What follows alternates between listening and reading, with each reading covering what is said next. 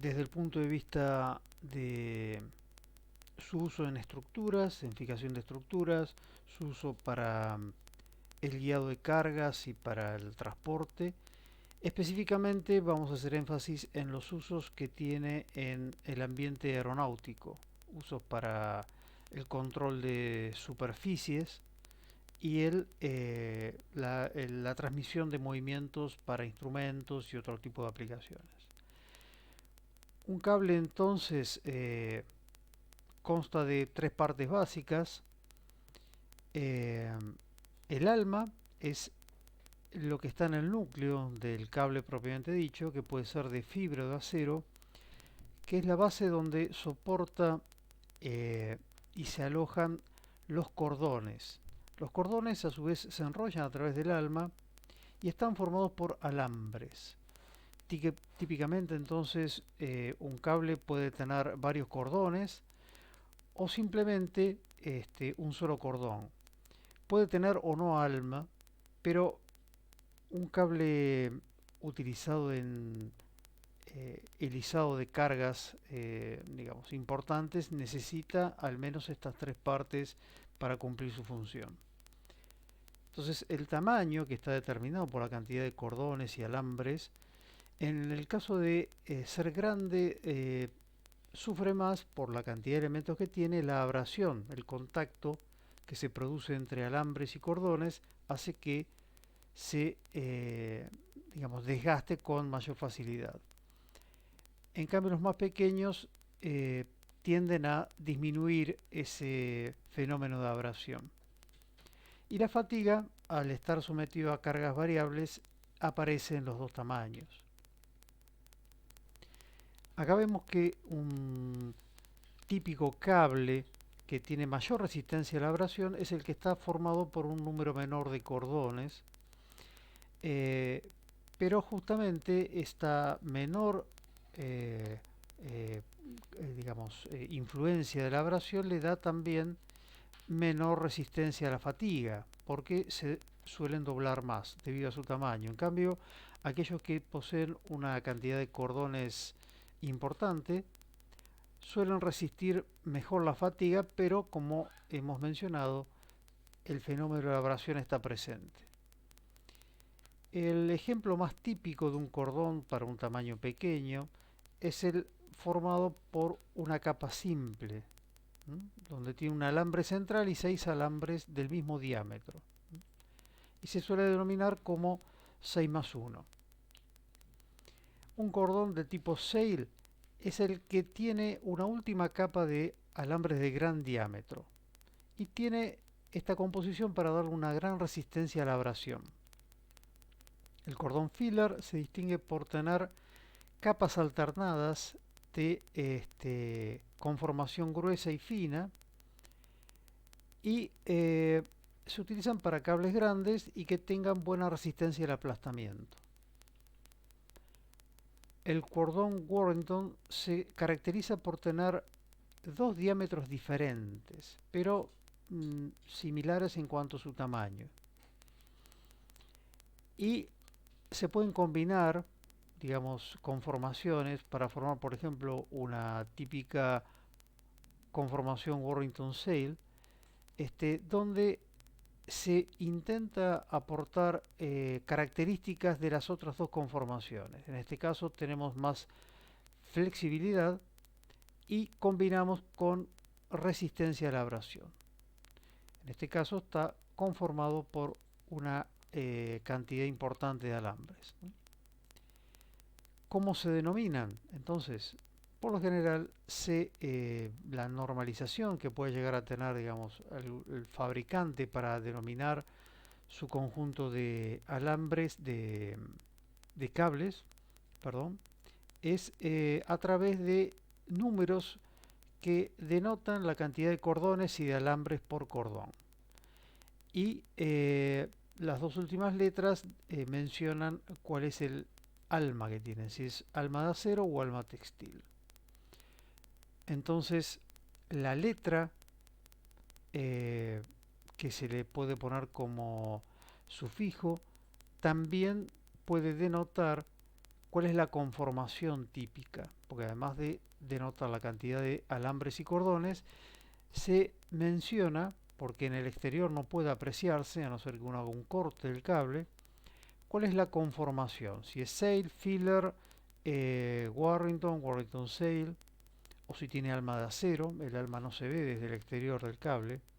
Entonces vemos acá típicas conformaciones donde se pueden apreciar cuál es el trenzado de esos cordones y qué cantidad de alambres tiene cada uno. En este caso vemos que todos tienen alma de acero, pero en el último caso vemos que la separación para evitar el fenómeno de abrasión que pueden llegar a tener las conformaciones se puede dar a través de un material sintético. Bueno, la fabricación sobre pedido para algunas empresas puede ser, digamos, del tipo Lang. El tipo Lang implica otro tipo de acordonamiento que intenta evitar el fenómeno de aplastamiento y estiramiento porque requiere un trenzado especial. Por lo general, los de fabricación estándar es una eh, determinada conformación del cable que tiene que ver con su forma de arrollamiento, que es regular en forma a la derecha, ¿no? Para cables especiales como los antigiratorios o los que requieren ciertas condiciones de uso para evitar el aplatamiento, se utiliza otro tipo de torsionado. La Lang, como dijimos, intenta a través de su torsionado, que es bastante más complejo, evitar el fenómeno de aplastamiento. El preformado entonces se genera por el cableado, ¿no? Y se conforma en forma helicoidal. El preformado le va a dar características que tienen que ver con su rigidez, digamos, se intenta que tenga más resistencia a la tracción y que se aplasten y se alarguen menos. Los antigiratorios, como tienen menos preformado, no necesitan, digamos, un proceso anterior de formado y se utilizan para cargas no guiadas. ¿Cómo se mide el diámetro de un cable para control? Simplemente el diámetro más grande, ¿no? En el caso de que yo tenga esta típica conformación, donde yo pongo el calibre o el instrumento de medición entre los puntos más exteriores de los cables, no tocando simultáneamente dos cordones. Entonces se mide a través de la circunferencia que inscribe a esos cables.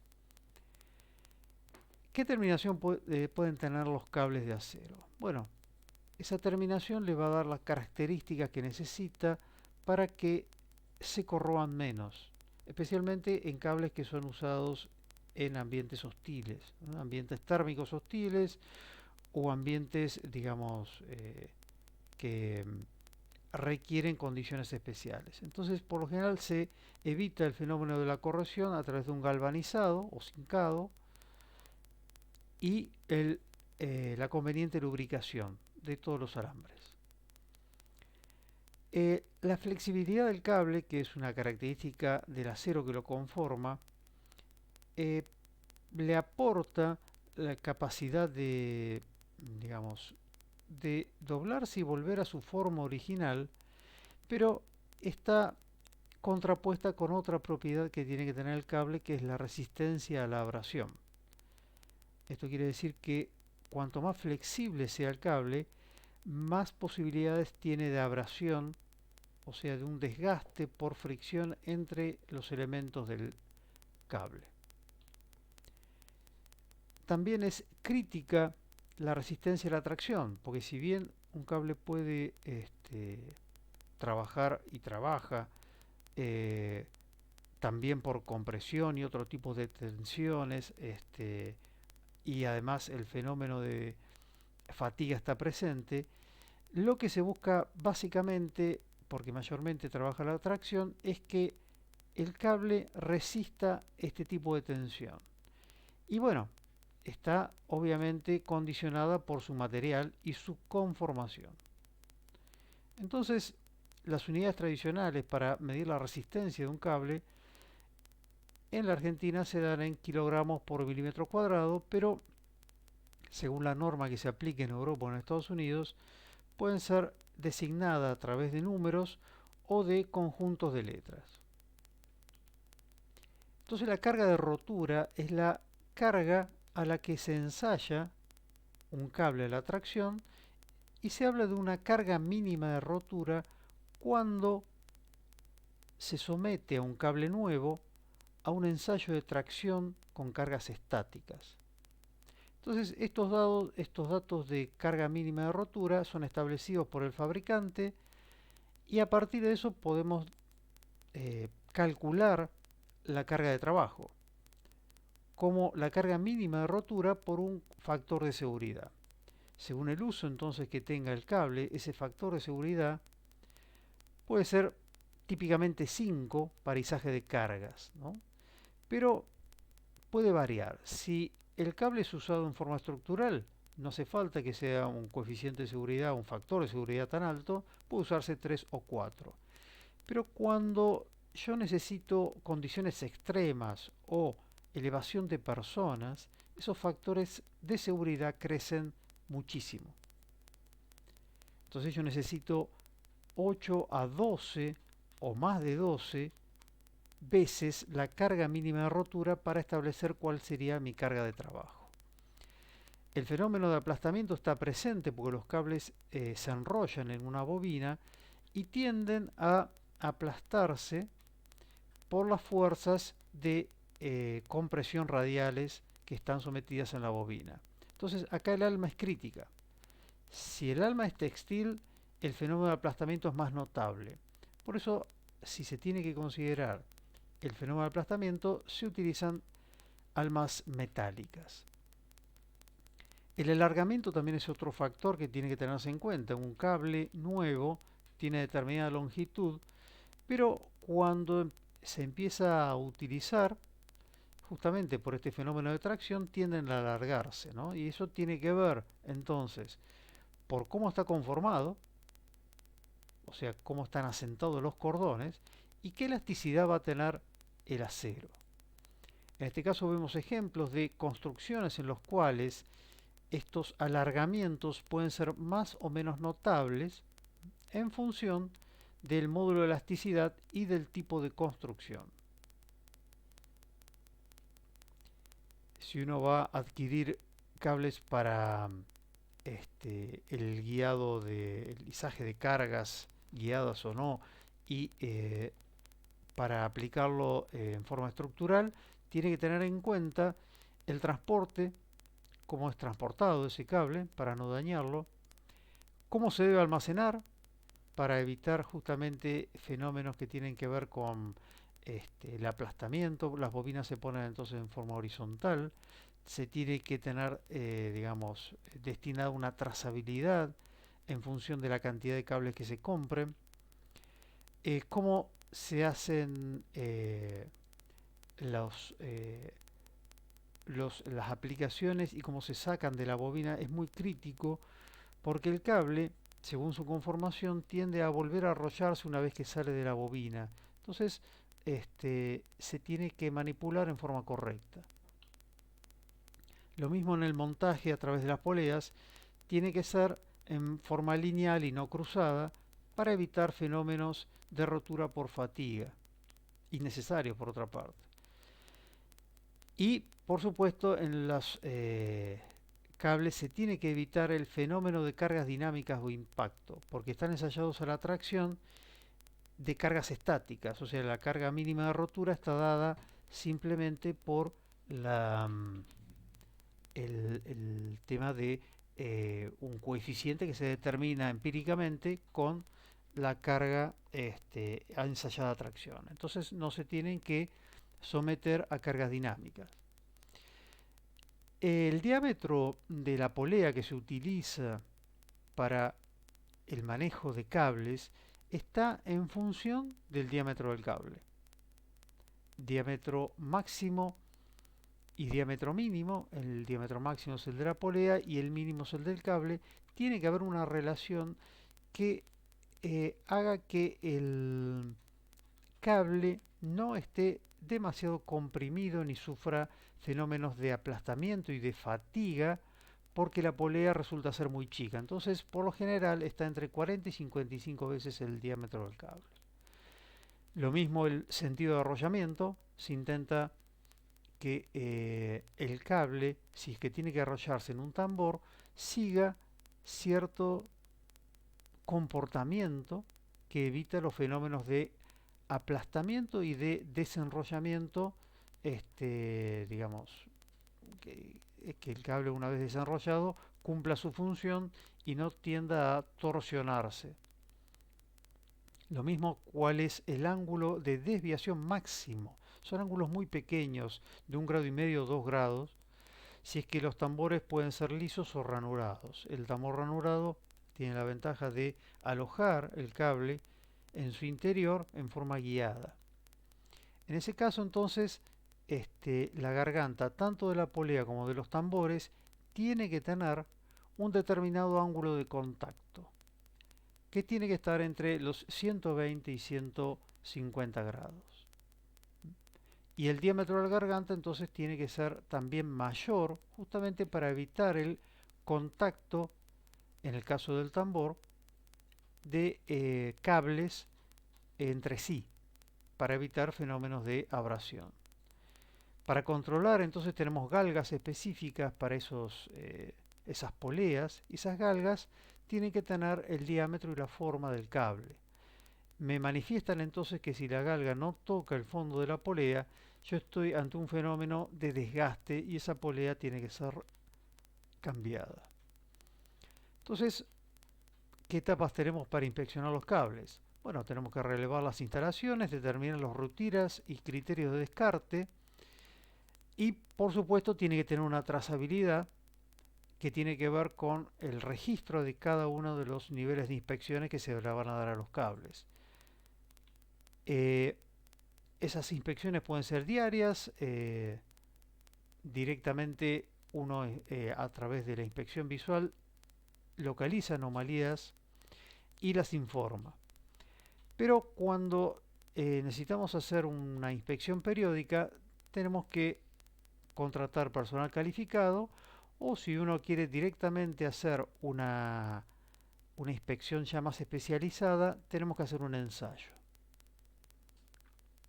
Los criterios de descarte, ¿cuáles pueden ser? Bueno, básicamente a través de anomalías localizadas, uno puede detectar un aplastamiento, una rotura de alambres, deformaciones, o puede controlar su diámetro, o también lo usual, que está normalizado, es la cantidad de alambres rotos que uno puede contar en función del diámetro.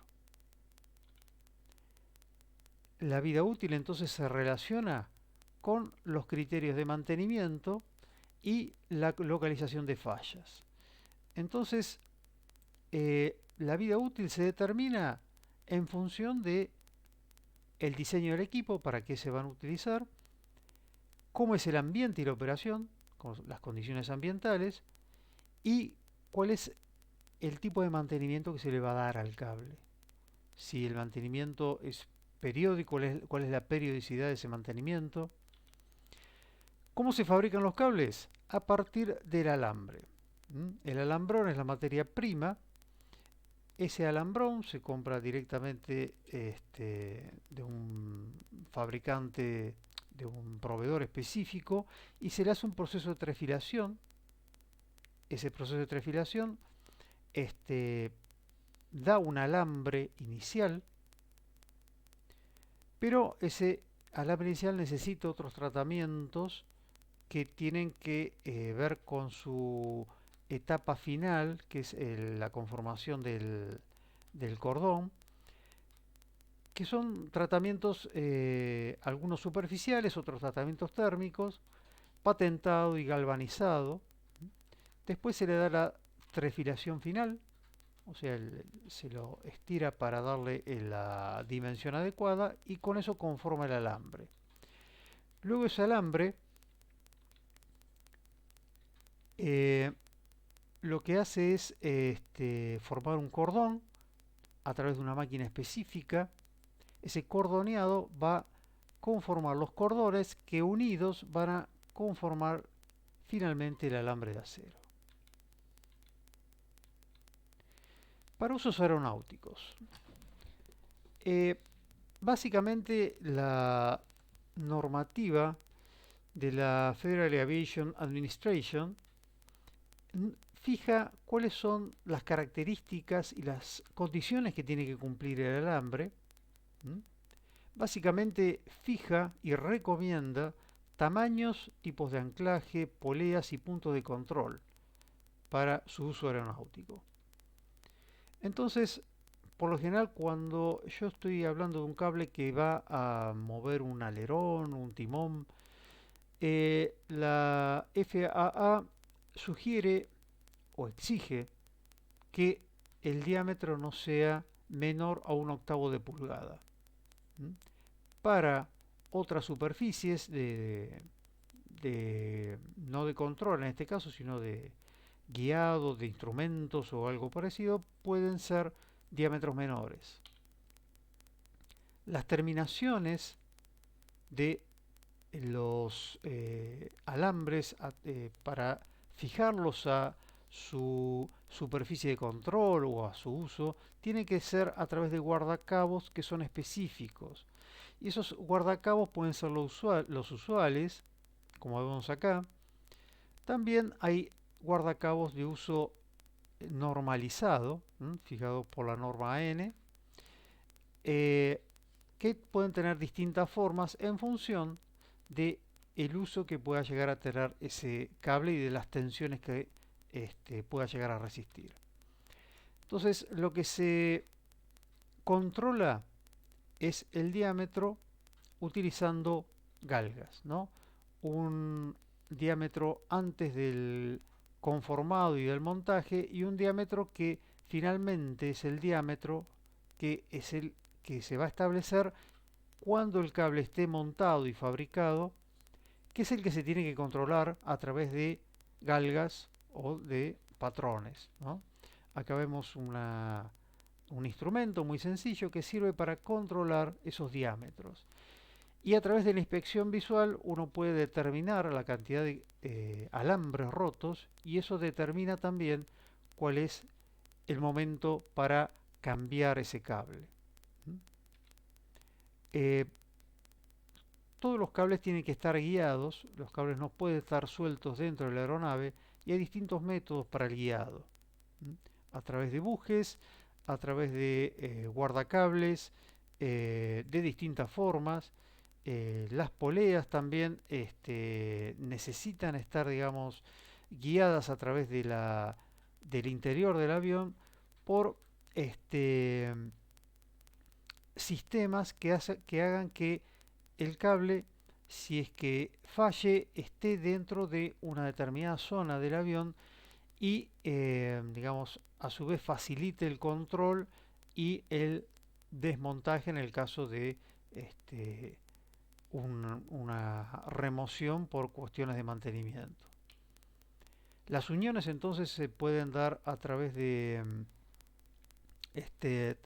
sistemas conocidos como turnbuckle, que consisten simplemente en dispositivos que a través de el atornillado en un sentido y el otro terminan uniendo dos terminales de cables. Eso a su vez está asegurado por un clip de alambre que es el que, digamos, va a terminar de unir y fijar la unión entre los cables, pero son uniones atornilladas a través de este dispositivo. Los cables para uso aeronáutico suelen, digamos, seleccionarse en principio a través de cuál es la carga que tienen que soportar. Eso puede ser calculado sencillamente a través de cuál es la tensión que se utilizan por el sistema de palancas que van a accionar. Pero además necesitan, digamos, establecerse cuáles son las condiciones de uso. Y las condiciones de uso básicamente tienen que ver con la amplitud térmica. El cable está contenido dentro de la aeronave, pero esa aeronave está sometida a cambios de temperatura. Entonces uno tiene que establecer cuáles son las condiciones a las cuales se van a usar esos cables para establecer cuál es el diámetro adecuado. Como puede ver, se puede ver en este gráfico. ¿Mm?